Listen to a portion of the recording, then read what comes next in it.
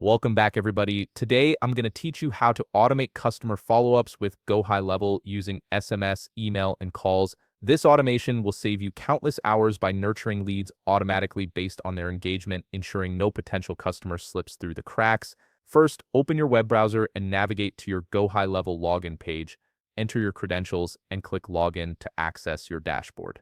Once you're in, direct your attention to the left-hand navigation menu and click on Automation. This will take you straight to your workflow page, which is the control center for all your automated sequences. Now look at the top right corner of your screen and click on Create Workflow. A pop-up window will appear with template options, but for maximum flexibility, select Start from Scratch. This gives you complete control over your automation flow. In the workflow editor, you'll need to select your initial trigger, which is what kicks off the entire automation. This could be a subscribe link clicked or a form filled. Add one or both of these triggers depending on how you want to capture leads, then click Save Trigger. This ensures your automation starts the moment a potential customer shows interest. Next, let's send them a welcome notification. Click the plus button next to your trigger action and select Send Email from the right side panel. Enter an email name and craft a subject line, more of a thank you message for subscribing. In the email body, you can add products they might be interested in based on their initial interaction.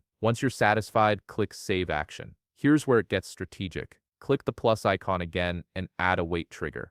This function allows you to react based on their interest, specifically whether they open the email or not, so you can decide your next move from there. On the right side panel, add an action name and under the Wait for field, click the drop-down and select Email Event. Choose the email you crafted earlier to base your next step on their actions, then click Save Action. Now for the follow-up logic, let's add an if-else function. For the branches, select both email event types. Type in the name field, then under Conditions, click the drop-down, choose Events, and then Email Events. For the Select Operator field, choose Is, and a new field will appear. Select Opened. On the bottom part, you'll see the AND function. Use this with the same parameters, but instead of opened, choose clicked, then save action. You'll now have two branch workflows. On the left side, this is where you'll build your active follow-up sequence, meaning the lead is still engaged and convertible. Insert a send email and a send SMS with personalized follow-up messages that keep the conversation going.